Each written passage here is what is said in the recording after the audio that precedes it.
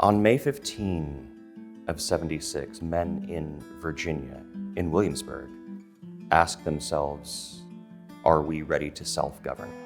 Might we stand against the monarchy and even our own government?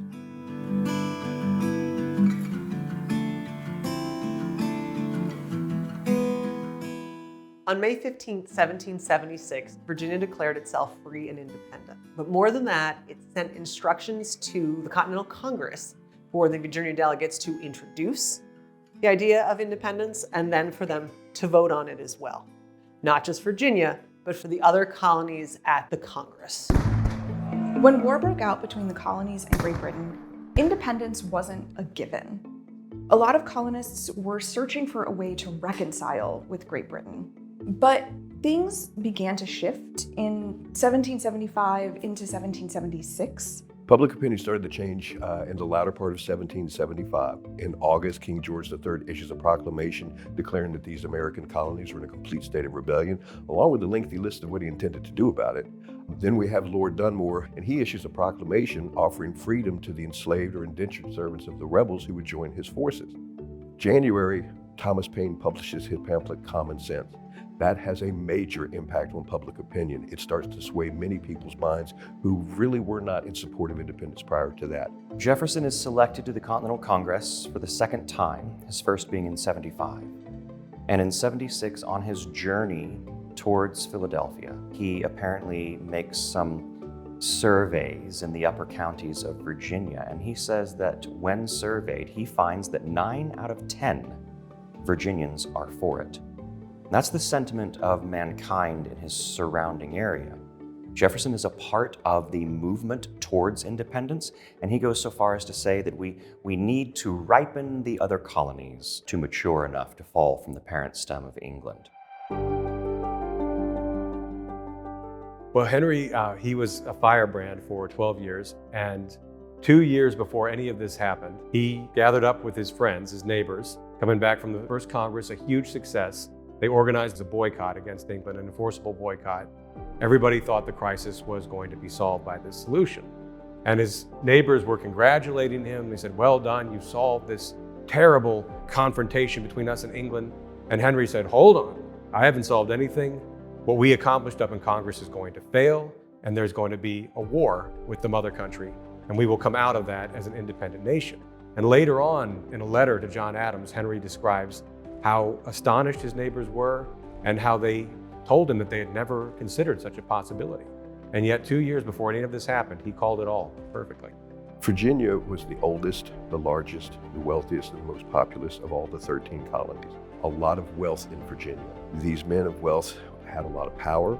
Because of the status of Virginia, our size, the other colonies respected Virginia, and it was thought by many that Virginia would have more clout with their decisions than if another colony had supported independence first. The Virginia Conventions were created to be a form of government for the colony of Virginia after British rule has collapsed.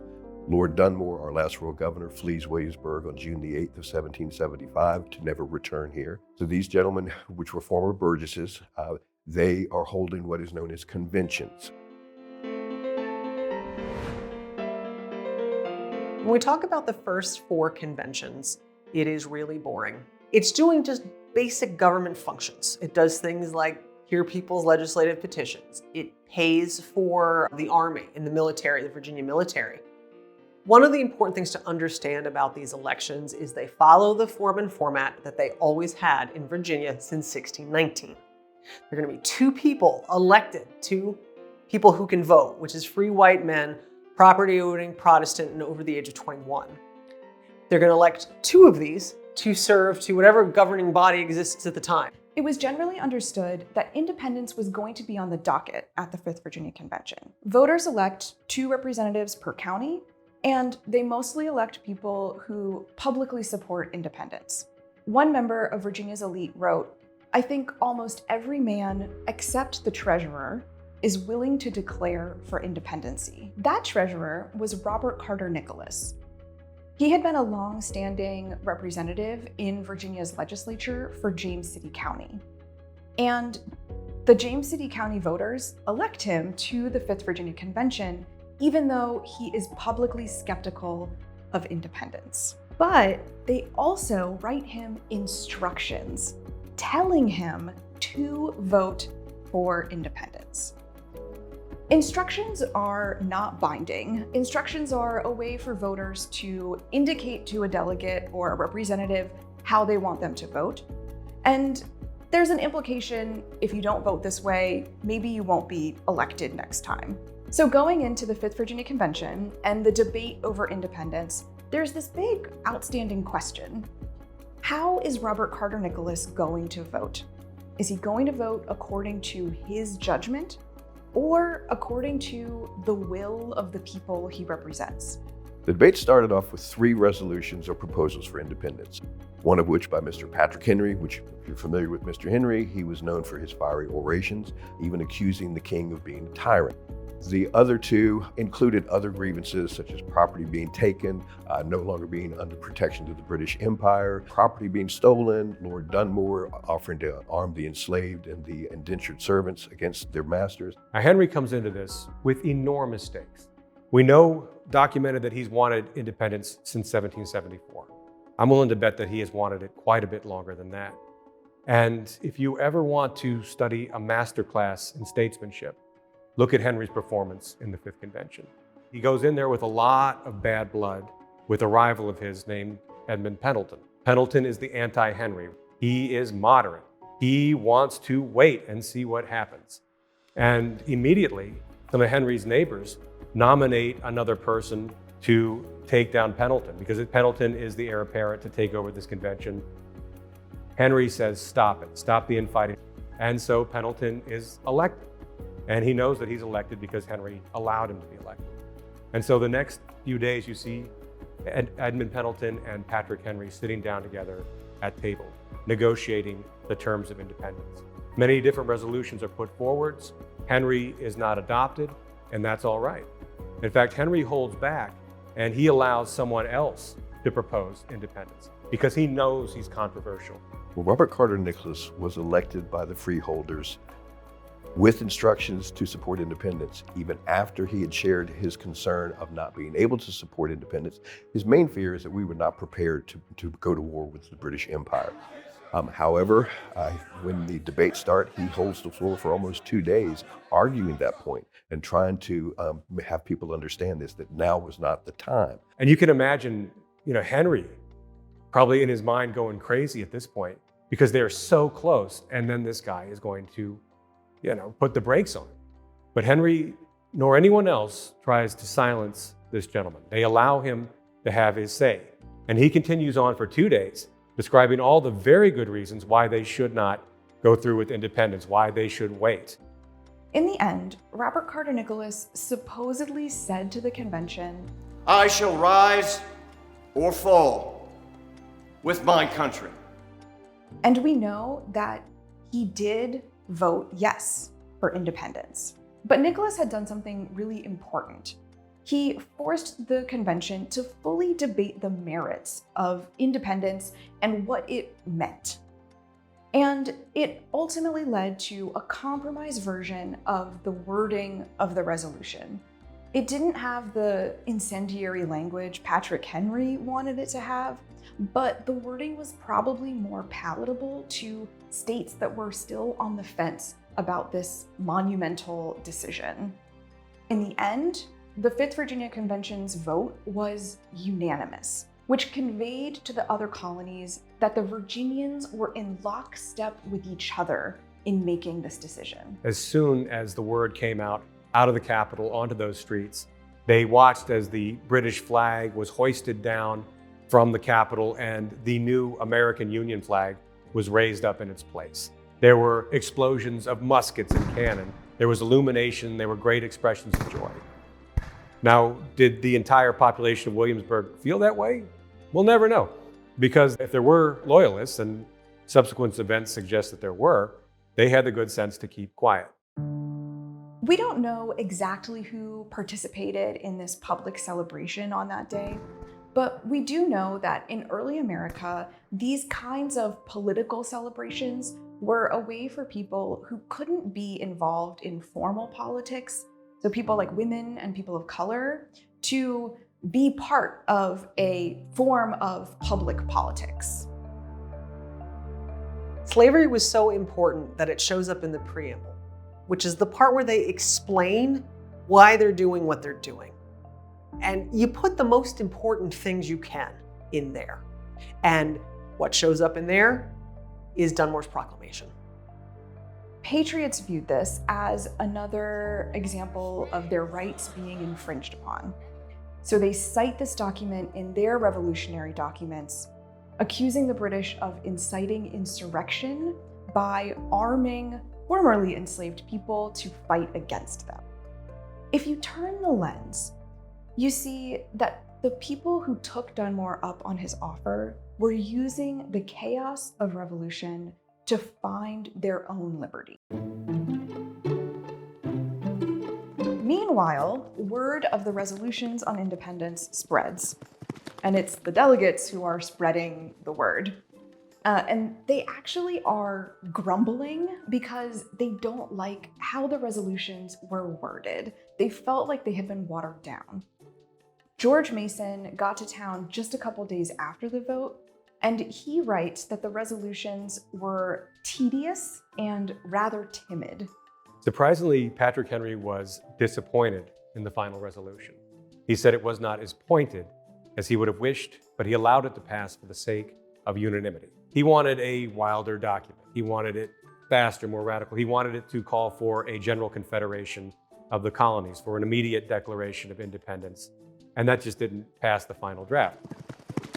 So after Virginia votes for independence, they send it on as a resolution, a written legal document to the Continental Congress. And they send it as it is a Virginian document to the Virginia delegates. When Virginia delegates receive this document, now they propose it to the Continental Congress as a whole. And this is the big moment. This is when Virginia stands up in front of the entire Continental Congress, every other colony, and says Virginia has voted for independence. And not only that, Virginia demands that we debate this issue today at this Congress. And so the issue begins to be debated. Eventually, there is a committee, 3 committees actually created. One of those committees is the famous Committee of 5, Sherman, Livingston, Franklin, Adams, Jefferson. The question becomes, who's going to take up this treasonous quill? And who else are you going to choose? You're going to choose Franklin. He's the grandfather of us all. Franklin declines. He says, I will never again suffer my work to the scrutiny of a committee. So he bows out. Now, it's important to note, he doesn't bow out of doing the scrutinizing. He just bows out of being scrutinized. Our eyes turn to Adams next, and Adams blanketly says no. And then Jefferson, the third choice. And Jefferson offers some resistance. And Adams turns to him and he says, no, you should write this thing, and I'll give you 3 reasons why. First and foremost, you are a Virginian, and a Virginian ought to be at the head of this business. Secondly, he said, you write 10 times better than I do. Jefferson offered no objection. And thirdly, he said, I, John Adams, am obnoxious, disliked. Jefferson offers no objection. And so Jefferson says, I will do the best that I can. He begins to write.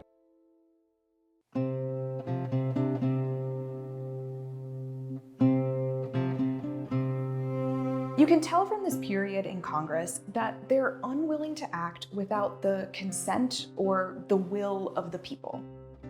So just as in Virginia, where voters elected delegates who they knew supported independence, that process had to play out across all 13 colonies.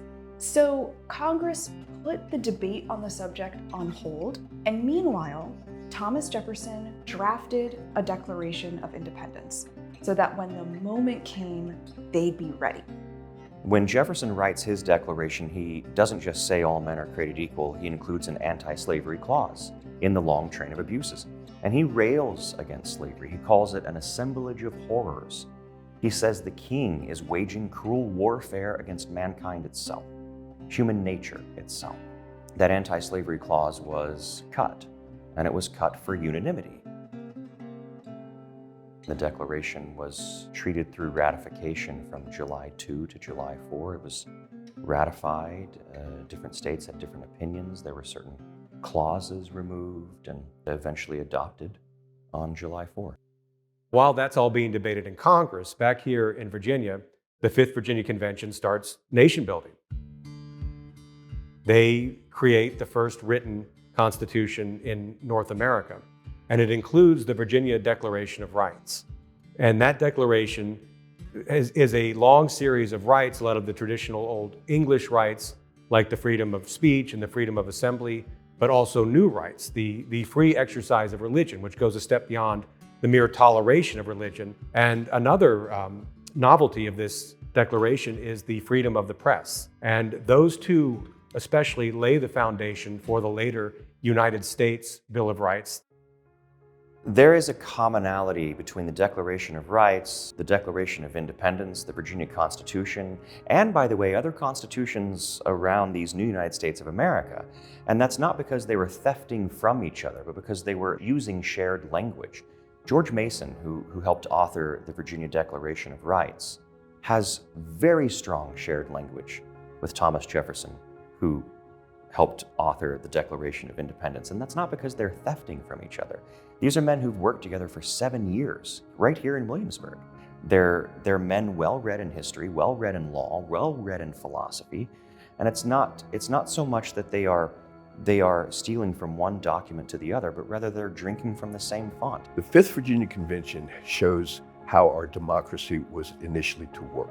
You have the freeholders of the counties that are instructing their delegates that they want them to vote for independence. Those delegates during the convention vote for independence, then send instructions to our delegates in Continental Congress to do the same. They propose independence to Congress. Congress votes for independence. So it's the government listening to the people and doing what the people wanted. Government is a tool created not by God, but by people to serve their will. And when that tool becomes corrupt, when it becomes autocratic, when it becomes decadent, then it is the people's right to abolish it. And what happens when a corrupt government is abolished? The authority returns to its place of origin, to the people themselves. That is what they're executing. What was talked about in 100 years in principle was done in practice right here in Virginia for the first time, and it set off a course of revolutions that would light the world on fire over the next 200 years. Every day this republic exists and survives, we are still in the American Revolution. It is revolutionary to exist in the 21st century as a republic that utilizes democracy. It is revolutionary to turn the government over to the people. So Jefferson calls this the spirit of '76. And if we're still around in the 21st century and 22nd century, then we're still maintaining the spirit of '76. We are still engaged in the same radical revolutionary thought that men were in Williamsburg on May 15 of '76, 250 years ago. So let's go 250 more.